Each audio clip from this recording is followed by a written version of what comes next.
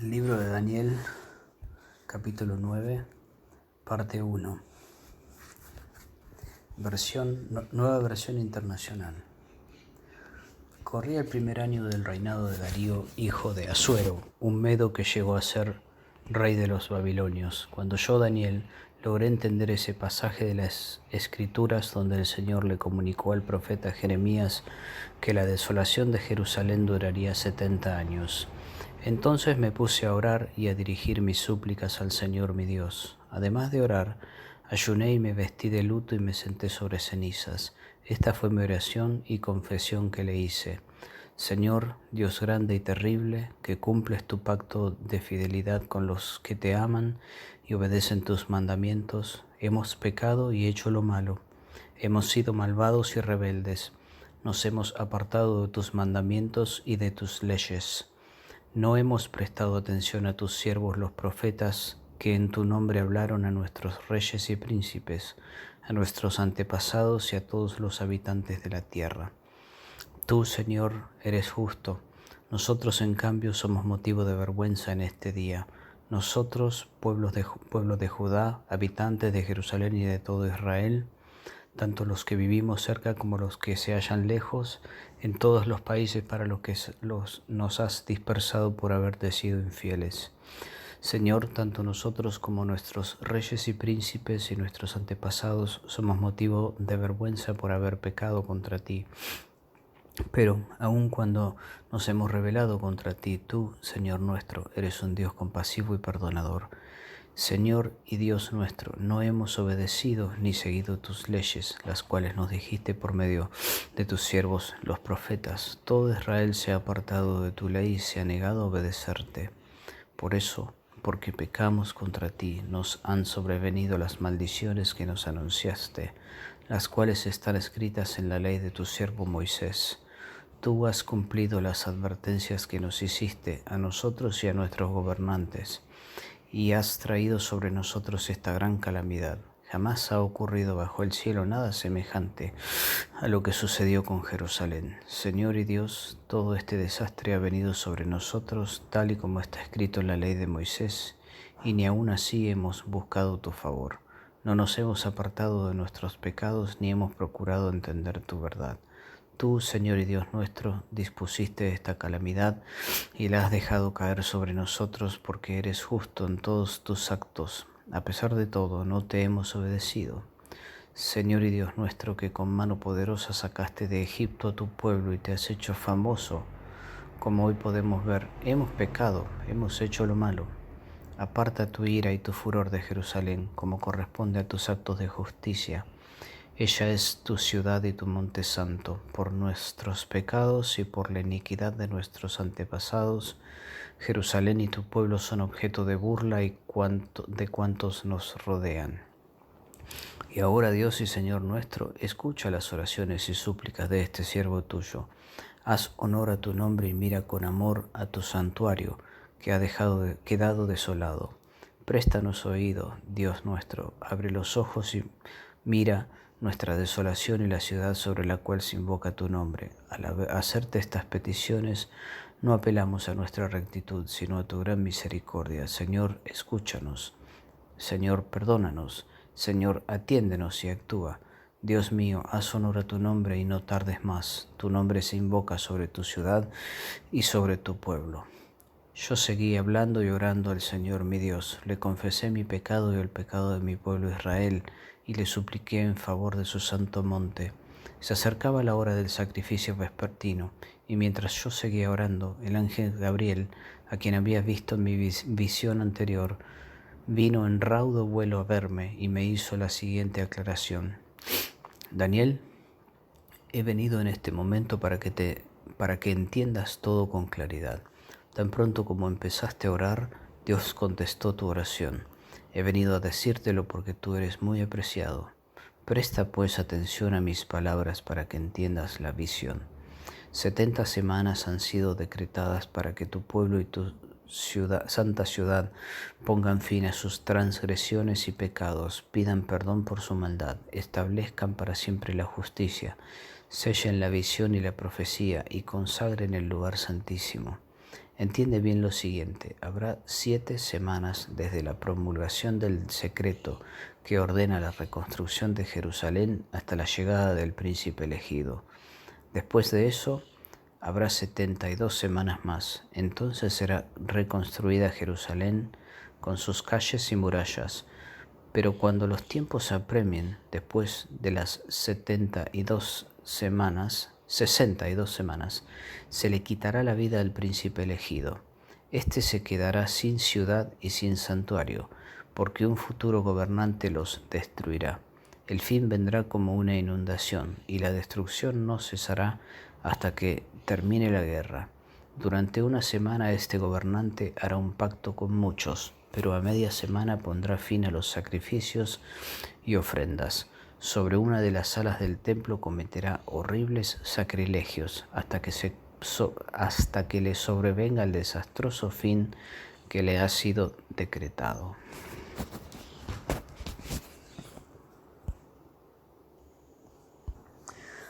Les he comentado que hace unos años atrás, en el periódico The New York Herald Tribune, donde se mostraba un dibujo clásico de un americano anciano sentado leyendo una copia del periódico The New York Herald Tribune, y los titulares leían: Israel se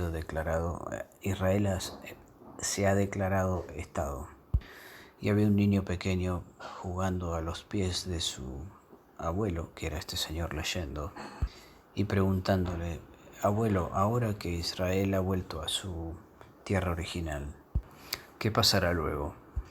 Y el abuelo le contesta: espera un momento, hijo, veamos qué dice la Biblia y averigüemos. Para la mayoría de las personas esta es la cosa más extraña que hacer. Ellos se imaginan que si uno quiere saber lo que está sucediendo en nuestro mundo, el significado de los eventos contemporáneos, usted debe tomar un periódico para eso. Y variarán las opiniones acerca de cuál se debe leer.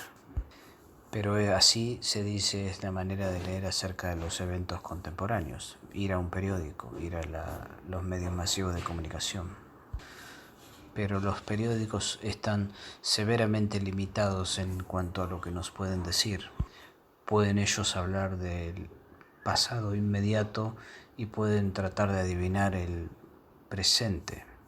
Pero eso es una visión demasiado angosta para comprender qué es lo que está pasando en nuestro mundo. La Biblia es lo más relevante. Y yo desearía, en el nombre de Dios, que mucha gente, en lugar de leer periódicos en sus viajes a Londres en tren, leyeran sus Biblias, y así poder realmente descubrir qué es lo que está pasando en el mundo, tanto a nuestra nación como a otras naciones, a todo el mundo, porque está todo en la Biblia. Y Daniel es una de esas partes de la Biblia que es una mezcla de historia y profecía. La historia es una compilación del pasado, mientras que la profecía es a menudo una recopilación de eventos futuros. La historia en la Biblia es normalmente, se le pone fecha con mucho cuidado, en el año tal del rey Usías o quien quiera que estuviera en esa época. Pero las profecías son normalmente sin fecha. No sucede lo mismo en el capítulo 9 de Daniel, ya que tenemos el milagro de profecías con fechas. Dios le da la habilidad a la gente no solo de describir qué es lo que pasará, sino cuándo pasará. Incluso con años y aún anticipados 5 siglos. Solo Dios puede producir el milagro de la profecía y producir también el milagro de escribir la historia de los eventos con 5 siglos de anticipación. Ahora vamos a mirar muy profundamente a este pasaje hoy. Todo comenzó cuando Daniel, un hombre que a su edad de 87 años, leyó su Biblia. Nunca seremos muy ancianos para leer la Biblia. Había una señora anciana que estaba leyendo la palabra y se le preguntó por qué usted lee a su edad. A lo que contestó que se estaba preparando para sus finales. Y Daniel, a sus 87 años, aún es un estudiante de la Biblia. Él aún prefiere su Biblia a las crónicas diarias de Babilonia. Así que le está leyendo la Biblia y la está leyendo debido a los días en los cuales él estaba viviendo. La estaba leyendo en el primer año de Darío, el reinado de Darío, que había conquistado Babilonia. Ahora, ¿qué estaba buscando él en su Biblia? Está buscando por una pista de lo que va a ocurrir en el país donde él ha estado viviendo desde que es un adolescente. Babilonia había caído. Su último rey Belsasar, que había dado lugar a esa orgía de borrachos, ahora está muerto. Así que ahora los persas han conquistado y el rey Ciro de Persia ha colocado a su sobrino Darío como gobernador de Babilonia, como rey de Babilonia. Y ahora Daniel está otra vez a cargo como una especie de primer ministro a sus 87 años. Y él también da gracias a Dios que él no es la clase de político que no tiene tiempo para las cosas de Dios. Y su pregunta en su mente es esto: ¿cómo este cambio de gobierno va a afectar al pueblo de Dios? Ahora que estamos bajo el gobierno de los persas, ¿hay alguna chance de que nosotros podamos volver a nuestra tierra y tener la libertad que una vez tuvimos? ¿Significa este cambio de gobierno liberación para nosotros? Es una pregunta natural porque fue el cruel tirano de Nabucodonosor quien arrastró al joven Daniel a sus 16 años de edad, lejos de su casa, de su hogar. Y cientos y miles de sus contemporáneos de su país, y luego unos años pasados destruyó Jerusalén y la arrasó hasta el suelo. ¿Significaría este nuevo gobierno libertad? Y él le lleva esta pregunta a Dios antes que a los hombres. Antes de preguntarle a Darío, su nuevo rey, o a Ciro, el nuevo emperador, y este Ciro es el que les va a dar la libertad. Pero él primero va a Dios y le dice: Dios, ¿qué es lo que tú dices? ¿Qué es lo que sigue dentro de tu plan? Y antes que él vaya a Dios en oración, él va a Dios en estudio de la palabra. Esto nos dice qué importante es saber lo que Dios dice en su palabra antes de que le preguntemos que nos diga algo nuevo. Y Dios ya nos ha dicho miles de cosas. Y nuestra tarea es averiguar qué es lo que Él ya nos ha dicho, antes de preguntarle si Él tiene alguna luz nueva para darnos, como agregado a lo que Él ya ha dicho en su palabra. Aunque Daniel no tenía toda la Biblia que nosotros tenemos, no tenía el Nuevo Testamento, por ejemplo, no tenía tampoco todo el Antiguo Testamento. De hecho, él mismo estaba escribiéndolo. Pero él tenía libros y en esos libros estaban registradas las palabras de Dios a profetas anteriores a él. Entre ellos había un hombre que era un adolescente cuando él estaba en Jerusalén, un hombre solitario llamado Jeremías. Y Jeremías, de todos los profetas de su época, era el que había profetizado cosas como malas, juicios y ese tipo de cosas. De modo que se había ganado el título de, todos le llamaban el pesimista. Y aún hoy día, si usted es un pesimista en círculos cristianos, mucha gente le va a llamar un Jeremías. Y mientras todos los otros profetas decían paz, Jeremías decía guerra. Cuando los otros profetas decían seguridad, Jeremías decía exilio. Y aun cuando el primer exilio sucedió y unas pocas miles de personas fueron llevadas en cadenas, los falsos profetas dijeron, solo será por un par de años. Pero Jeremías dijo, serán 70 años antes de que ellos vuelvan. Jeremías no era un predicador popular. Él no le daba palmaditas a la gente haciéndolo sentir mejor después de haberles dado un sermón blando y confortador.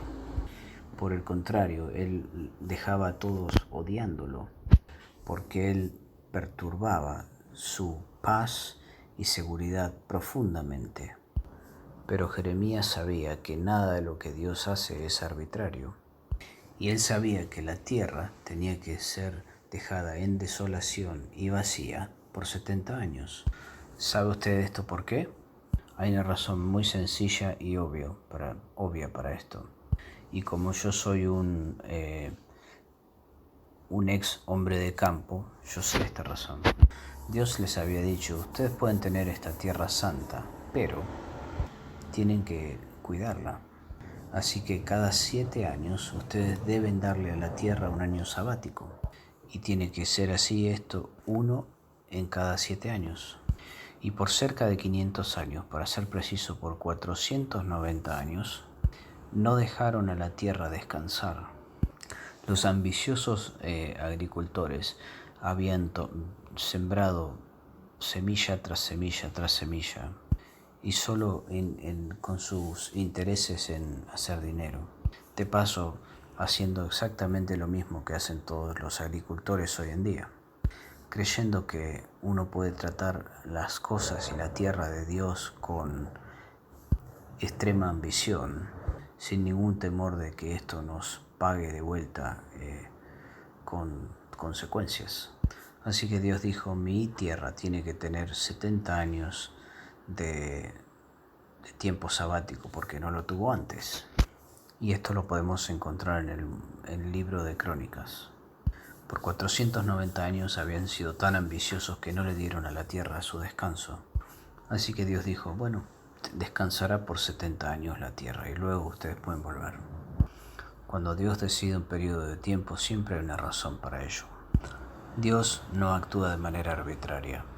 Así que Daniel está leyendo en el libro de Jeremías y tratando de encontrar una respuesta de cuándo el pueblo de Israel irá a volver a su propia tierra y a la ciudad de Jerusalén.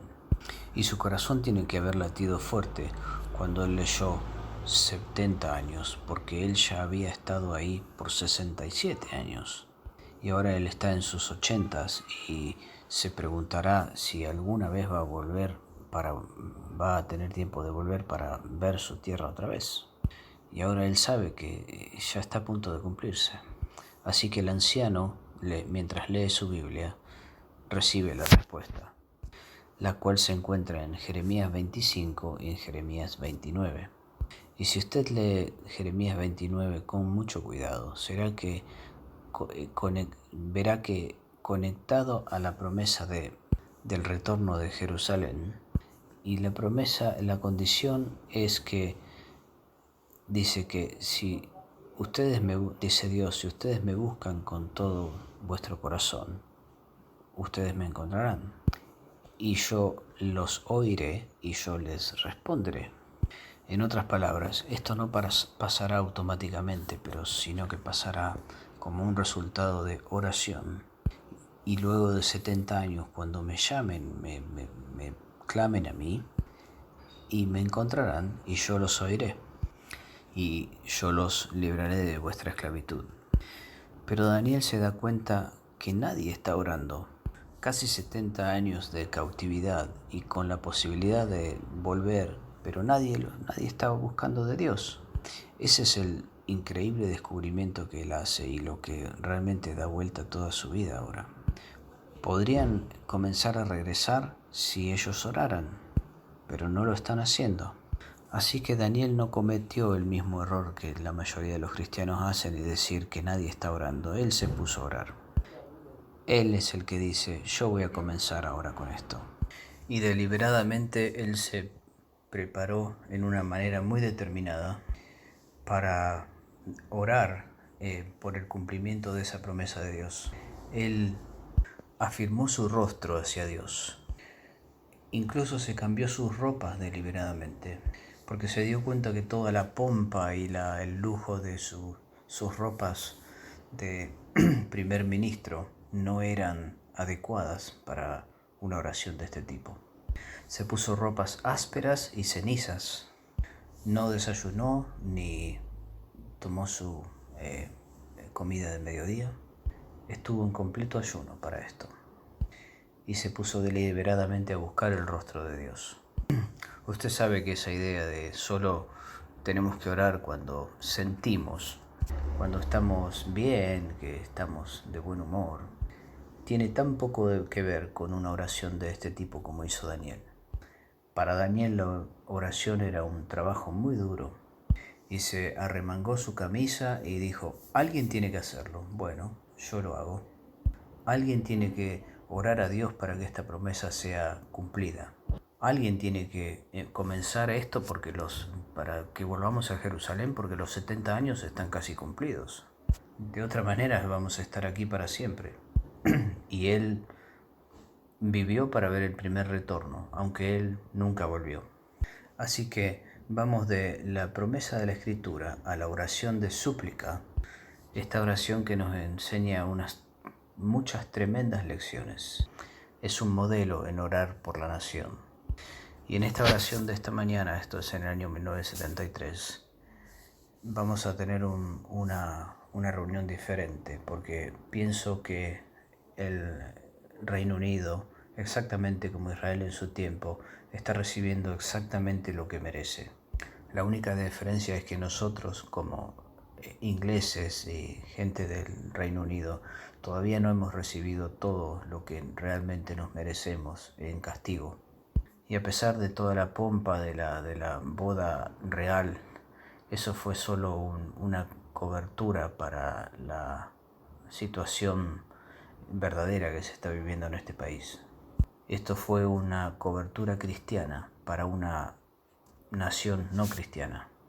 Así que tomaremos muchos modelos de la oración de Daniel para orar hoy por nuestra nación. Veamos qué podemos aprender de esto.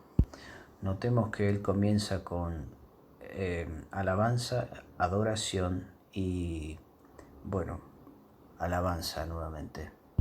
Y esta adoración sigue saliendo a la luz en su oración. Y sigue exaltando el nombre de Dios, diciendo qué maravilloso su nombre es a través de toda la oración. El Dios que es leal, el Dios que cumple su palabra, el Dios misericordioso que liberta a su pueblo con su mano poderosa vez tras vez. Daniel menciona esto de qué maravilloso es Dios. Y esta nota de alabanza está continuamente trepando en su oración. Pero quiero que usted note que él pide perdón antes de decir nada, por favor. Este es el gran secreto de la oración que Dios ama escuchar. La oración que dice, la oración que se arrepiente antes de pedir nada. El hombre natural viene a la presencia de Dios, por así decirlo, con una lista de compras. Por favor, Dios, dame esto, dame aquello, dame lo otro. Pero el hombre espiritual viene a la presencia de Dios con arrepentimiento y confesión de pecado. Y Daniel, después de leer a Jeremías, viene con una enorme culpa y una enorme convicción de pecado por lo que su nación ha hecho. Dios había sido tan bueno con ellos. Los sacó de Egipto, les dio su propia tierra, les dio sus propias leyes, les dio advertencias verbales y también escritas de que si no usaban su tierra conforme a la voluntad de Dios, la perderían. Dios envió profeta tras profeta tras profeta pero no escucharon a ninguno de ellos. Esperaron a que los profetas murieran y después les construyeron monumentos. Pienso en esto cada vez que veo la estatua de Charles Spurgeon en la sede principal de la Unión Baptista. Esto es lo que hacemos con las voces de Dios. Los echamos fuera mientras están vivos y les construimos un monumento cuando mueren. Y al ver Daniel todo esto, él usa la expresión más fuerte en el hebreo para decir que han pecado. Hemos sido traidores. También él dice que estamos doblados. Y cada palabra que él utiliza es la palabra más fuerte que puede utilizar en ese contexto. Qué débiles nuestros sinónimos en inglés o los idiomas que no son hebreos o de esas tierras suenan para describir el pecado. Decimos nuestras debilidades, nuestras fallas, nuestros errores. Pero Daniel dice, hemos sido traidores.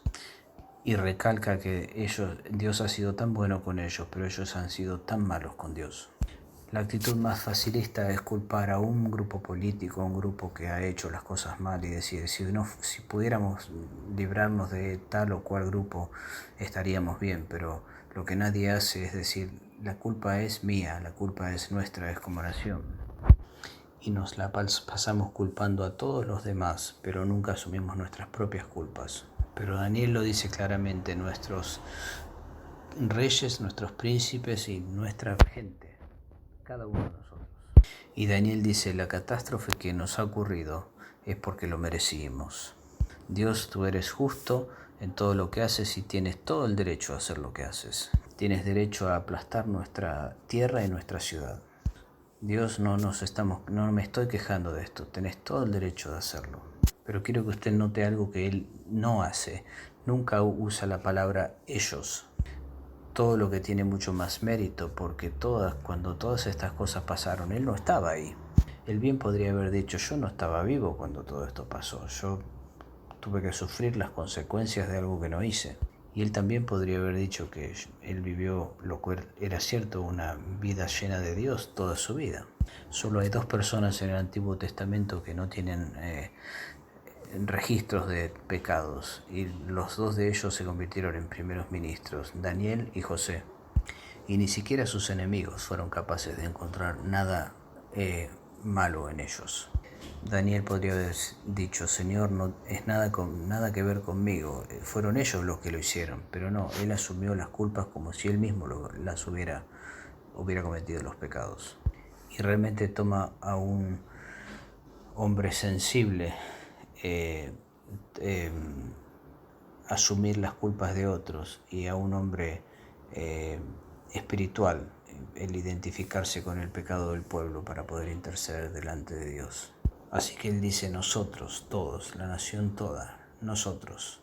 Y no llegaremos a ninguna parte en el Reino Unido a menos que asumamos las culpas como si nosotros mismos hubiéramos cometido los pecados, ni en ninguna otra nación tampoco. No hay ninguna utilidad en culpar a los demás hasta que nosotros podamos decir, nosotros lo hicimos, yo lo hice. Ni siquiera fue una postura de su mente, realmente él lo sentía. Él sintió su mismo rostro enrojecerse, él estaba aturdido por la vergüenza.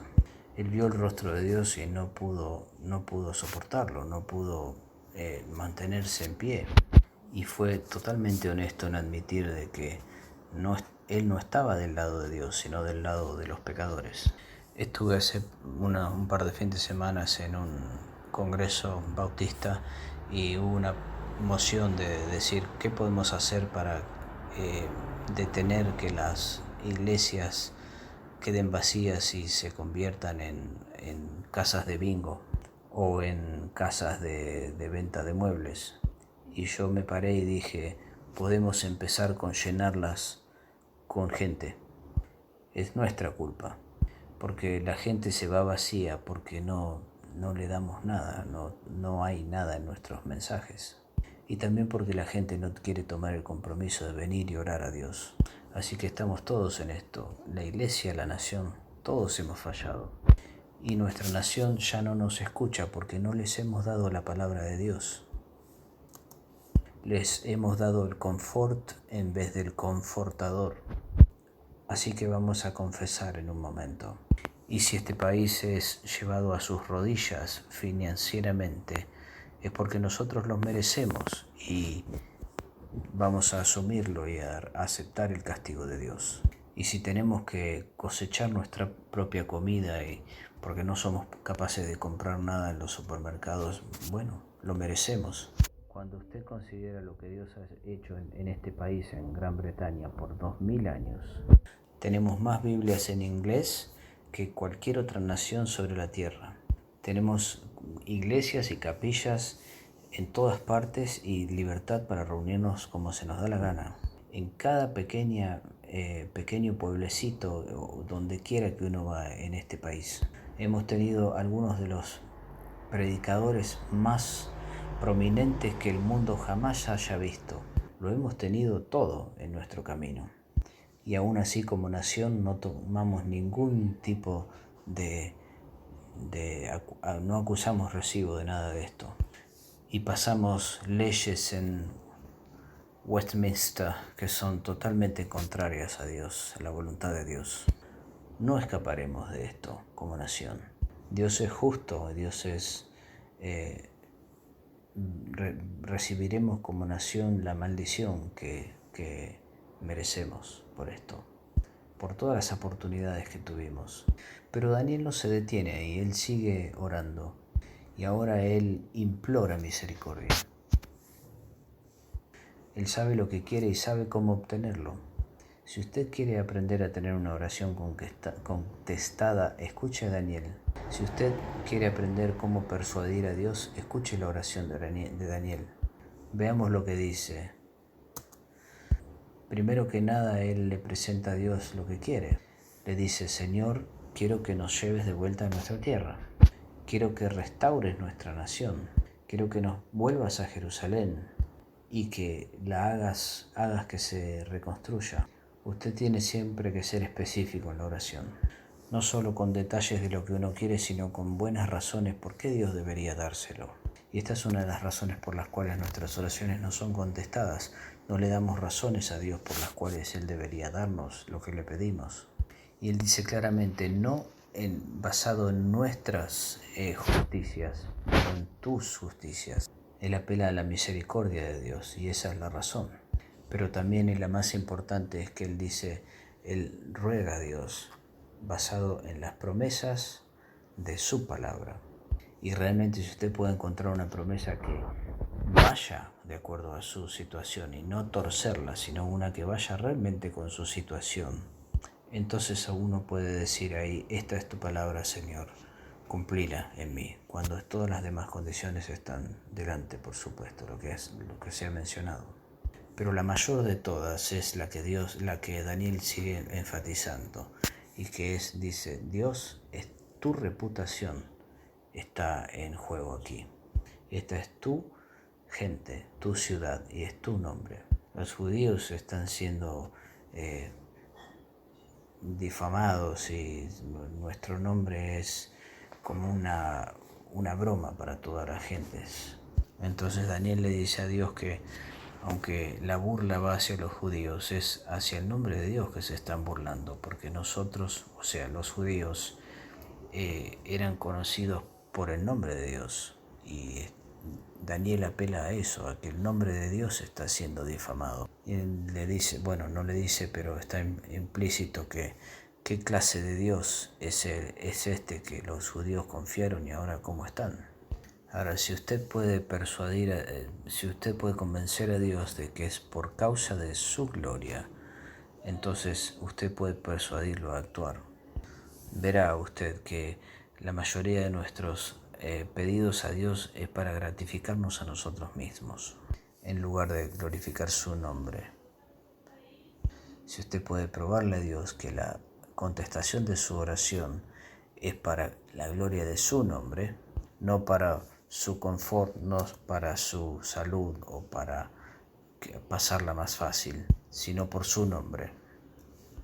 Es muy fácil llamar un día de oración cuando estamos en una crisis, solamente para que el confort vuelva a nosotros, sino para que la gloria de Dios sea restaurada en medio nuestro. Y él tiene tanta confianza, Daniel, en esta oración que dice, está tan confiado que está orando conforme a la voluntad de Dios, que le dice, no te demores, no lo demores ni un día más, que esto se ha hecho ya.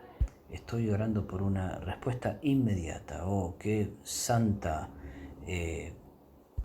osadía que tiene este Daniel, porque él tiene las bases para la osadía, y es nada menos que su gloria y su palabra para tener esa base.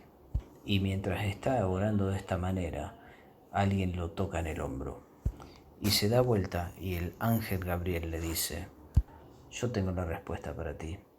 Es algo tremendo, es realmente muy excitante ver lo que él hace y lo que él recibe. Literalmente dice que el ángel lo tocó. Le dice él a Dios, quiero una respuesta inmediata, y el ángel Gabriel le toca el hombro. No lo había visto por 10 años, pero esta vez no cae de rodillas en terror. Él reconoce su rostro. Y aquí nos movemos a la tercera parte de nuestro estudio, la profecía de salvación. La oración de un hombre puede cambiar la historia de una nación. Y el ángel Gabriel le dice, tan pronto como empezaste a orar, Dios me envió para que venga. Así que el ángel Gabriel viene desde lo alto del cielo hasta la habitación de Daniel para contestarle. Así que si nosotros tomamos este modelo de Daniel con todo lo que esto implica, puede que tengamos respuestas mucho más inmediatas. Y Gabriel le dice, Dios te ama, amado, y Dios ama gente como esta, porque es la clase de gente que puede cooperar con él. Así que ahora vamos a mirar los últimos 4 versos que son la respuesta de Dios. Desde un punto de vista él obtuvo una respuesta inmediata, pero desde otro punto de vista fue algo muy desilusionante, porque no fue una respuesta, no fue la respuesta que él quería. Y aunque Daniel dijo, quiero una respuesta inmediata, la respuesta de Dios es, mi respuesta es que pasarán 490 años hasta que lo haga, pero lo haré. Y hay como un decreto de Dios que va a tardar 490 años para cumplir esto. Literalmente Dios dice 70 semanas, pero la palabra usada no es nuestra palabra para semana, significa simplemente 7. Así que Él dice 70 sietes. Y cuando leemos las predicciones no hay ninguna duda de lo que significa. Significa 70 sietes de años. Y Dios dice, esta gente se ha estado metiendo en problemas por 490 años. Los voy a sacar de los problemas en 490 años. ¿Quién puede decir que Dios no es justo? ¿Quién puede decir que Dios es arbitrario en lo que hace? ¿Y quién puede decir que Dios no planea lo que hace? Así que vamos a mirar ahora muy brevemente a estos 490 años o 70 semanas de las cuales ha habido tantas discusiones y diferentes interpretaciones. Hay cientos de interpretaciones acerca de esto. Solo le voy a dar ahora a usted la que me parece la más plana y la más sencilla. Y usted puede estudiarlas, el resto de ellas, por usted mismo. Pero si usted recibe la impresión de que Dios sabe lo que está haciendo, eso es lo principal. Un comentarista dice que estos son es el pantano más profundo del Nuevo Testamento, del Antiguo Testamento. Una cosa a notar es que Daniel creyó la Biblia literalmente. Así que cuando él leyó 70 años, él creyó que eran 70 años, que es la manera más sencilla de leer nuestra Biblia, y él estaba totalmente acertado en esto. Y nosotros nos complicamos la vida porque no tomamos literalmente lo que tiene que ser tomado literal. Y la manera más sencilla de interpretar la Biblia es literalmente, a menos que haya algo que indique lo contrario. Así que si Daniel dice 70 años, significan 70 años. Así que cuando la palabra dice otros 490 años, significan 490 años, simplemente. Y veremos que es totalmente correcto. En el primer verso, Dios dice, separado, cortado 490 años de tiempo para tratar con Israel. Pero Dios le dice a Daniel, ¿te das cuenta que no estás buscando por la solución total del problema? Estás simplemente pidiendo que Israel sea perdonado y que la pena de su pecado removida. Pero lo que yo quiero hacer es remover el poder de su pecado, del pecado, y quiero que se conviertan en gente justa. Y eso es lo que tantas veces hacemos. Decimos, Señor, perdóname, pero no le pedimos que Él nos haga justos.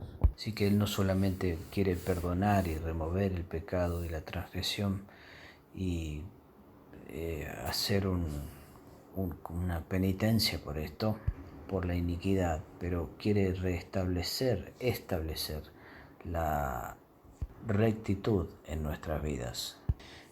Y al final del periodo de los 490 años no harán nunca más lo que les hizo perder la ciudad. Y como se puede ver, todavía esto no es verdad en Israel hoy en día. Israel todavía está pecando. Por eso todavía Israel está en dificultades en la Tierra Santa. Ahora el segundo 25, Dios habla acerca de las primeras 69 semanas de años o 483 años desde la estrategia total de Dios, y nos movemos ahora hacia sus tácticas. ¿Cómo Él lo va a hacer? Bueno, ahora en las primeras 69 semanas dos cosas van a ser logradas. Primeramente, en los primeros 49 años, eso es las primeras 7 semanas de 7 años, Jerusalén será reconstruida. Y al fin de cuentas eso es exactamente lo que sucedió. Y sabe que esos 49 años nos lleva exactamente al final del Antiguo Testamento y del último profeta, que fue Malaquías. Se cumplió exactamente en el año 400 antes de Cristo. Así que todo entra en el patrón de Dios. En esos últimos 49 años Jerusalén sería reconstruida, y bajo Ezra y Nehemías fue reconstruida. Ahora, las próximas 62 semanas tienen que suceder antes que el príncipe ungido aparezca a esta nación. 62 semanas significan de años 434 años. Ahora, en hebreo la palabra ungido significa Mesías, o es Mesías. Ahora hay una pequeña dificultad aquí con las fechas. No quiero meterme en mucho detalle, pero usted lo puede hacer por su cuenta si quiere. Es muy interesante. Desgraciadamente nuestros calendarios están un poco fuera de foco, y Jesús nació en tal vez 4 o 6 antes de Cristo. Así que hay una pequeña discrepancia en nuestros calendarios que lo hace difícil de tener bien correcto. Y hay dos posibilidades de cuán largo un año es para Dios.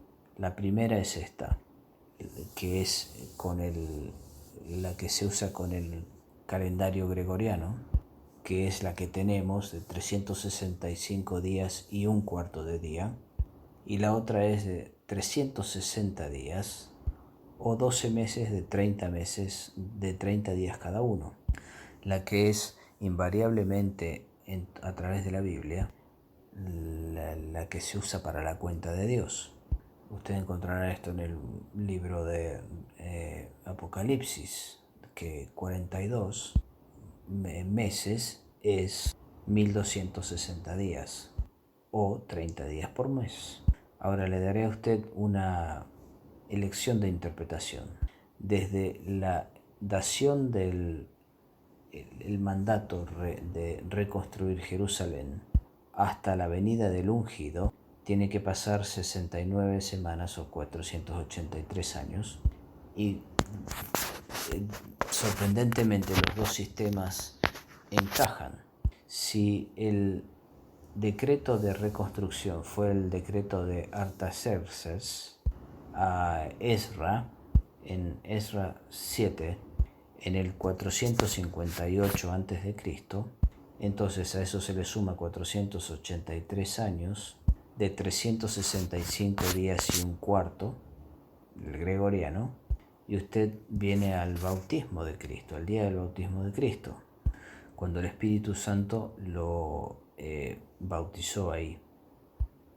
Por otra parte, si usted toma el decreto de Artaxerxes dado a Nehemías en el 445 a.C., dado a Nehemías en el capítulo 2, y toma 483 años de 360 días y un cuarto, usted es llevado al mes de Nisan en el año 29 después de Cristo, cuando Jesús se sentó en un asno y entró en Jerusalén como rey, entró como rey.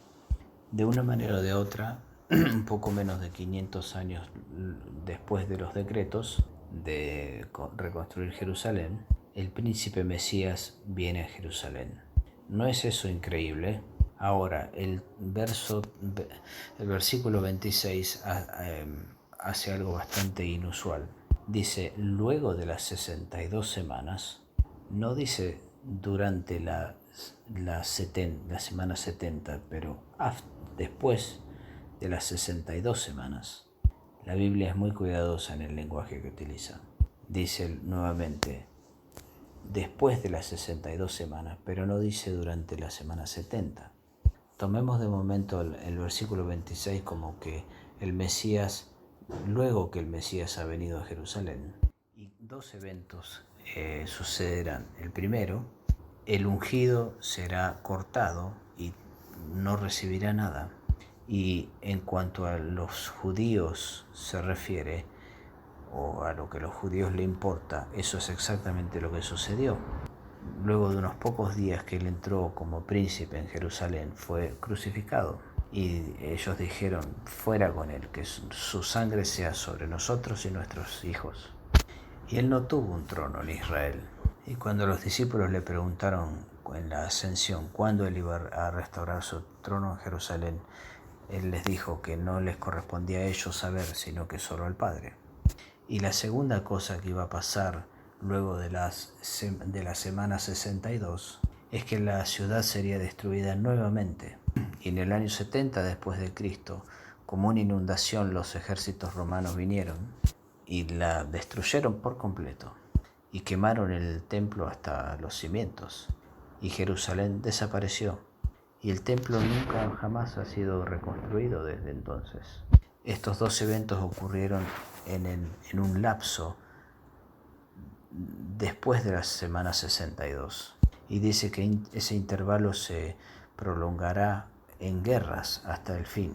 Y esa ha sido la historia de esta tierra de Israel a lo largo de todo este tiempo. Y aún lo es, aún se mueven de una guerra hacia la otra. Así que eso nos sitúa que estamos viviendo al final del verso 26. Estamos justo en las guerras mencionadas ahí. Así que vamos al verso 27, que hablan de los últimos 7 años, la última semana. Lo que estamos diciendo es que los versículos 24 al 27 se refieren todos a los judíos y Jerusalén, y no acerca de la iglesia o acerca de nosotros los cristianos. Y cuando ellos rechazaron a su príncipe ungido, el reloj de Dios se detuvo para Israel y estará detenido hasta que la semana 70 comience. Y ahí comenzará a funcionar nuevamente en lo que a Israel se refiere. Así que las 70 semanas, los 490 años, todavía no están completos. Usted puede decir que usted trabaja 48 horas a la semana, pero no es que trabaja 48 horas sin parar. Usted trabaja 5 días o 6 días y por una X cantidad de horas, pero no totalmente seguidas. También usted puede decir, me mudé a esta ciudad hace 5 años atrás, pero como pasé también 6 años en ese lapso, 6 meses en ese lapso en esta otra ciudad, podríamos decir que nos mudamos aquí hace casi 6 años. Así que usted puede ver el tiempo como en un telescopio según cómo tome las cosas. y el tiempo total que Dios va a tratar con Israel es de 490 años. Pero durante este hueco de las semanas 69 y las 70, nosotros los gentiles somos los herederos de la salvación. Pero cuando la semana 70 comience, estos últimos 7 años en la historia de la humanidad, o mejor dicho, de Israel, ¿qué pasará? Se habla de un príncipe, de un gobernador que hará tremendas cosas contra ellos. Un gobernador que hará un poderoso, que hará un trato con ellos, que ellos firmarán y por el cual serán engañados.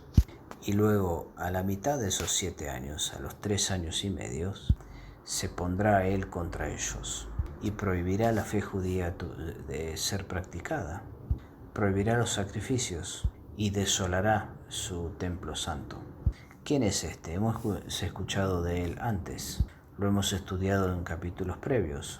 En el libro de Apocalipsis, en los capítulos 11, 12 y 13, se habla de estos 3 años y medio, o 42 meses, o 1260 días, de tremendo problema, tremendo sufrimiento bajo el reinado del anticristo. Y aquí nosotros estamos en contra de nuestro viejo enemigo, el último dictador mundial, que demostrará su odio hacia los judíos y sobre los judíos. Y Jerusalén sufrirá más en esos 3 años y medio que lo que jamás haya sufrido hasta ahora. Pero bendito sea el nombre de Dios, que para lo que Él los alistará es para ese final estado de que los llevará a la historia gloriosa. Y eso es a Jesús viniendo por segunda vez para derrotar al anticristo. Y los judíos mirarán a aquel a quien traspasaron y creerán. ¿Y cuál será el resultado? Será que su iniquidad ha sido pagada y su pecado finalizará y su transgresión se desvanecerá y la justicia será establecida. Y por primera vez en la historia Israel cumplirá en completo su vocación divina. Y cuando Israel se vuelva a Dios, las naciones del mundo se volverán a Él. Y todos los tratos de Dios con Israel serán cumplidos al final de esos 490 años. Y se terminarán. Y esos 7 años, los más terribles años, la noche más oscura antes del amanecer, e Israel será salvo como nación. No puedo poner este pasaje de una manera diferente a que como se las he presentado. Hay 1 o 2 problemas menores con mi interpretación. Podemos discutirlo privadamente. Pero me parece a mí que tomar estos versos en la manera más sencilla y planamente, esto es lo que Dios está diciendo. Y esto es lo que Él va a hacer para su gente antigua. Así que debo terminar ahora. Estamos viviendo en esta profecía, estamos viviendo al final del verso 26. Estamos esperando por el verso 27 que ocurra. Y así como Daniel estudió la Biblia para saber qué es lo que pasaba siguiente, eso es lo que nosotros tenemos que hacer ahora. Como Daniel fue guiado a orar por su nación, creo que nosotros también estamos guiados a hacer lo propio por nuestras naciones. Que nosotros reclamemos la palabra de Dios, que reclamemos su gloria y su honor, y que la oración del Señor también sea unida en este momento a la oración de Daniel, y que podamos decir, Señor, que tu nombre sea santificado, que la respuesta de Daniel sea tu reino, que tu reino venga, que la respuesta que dio Gabriel pueda ser usada como que tu reino venga, y que nuestra respuesta hoy sea que tu voluntad sea hecha sobre la tierra así como lo es en los cielos.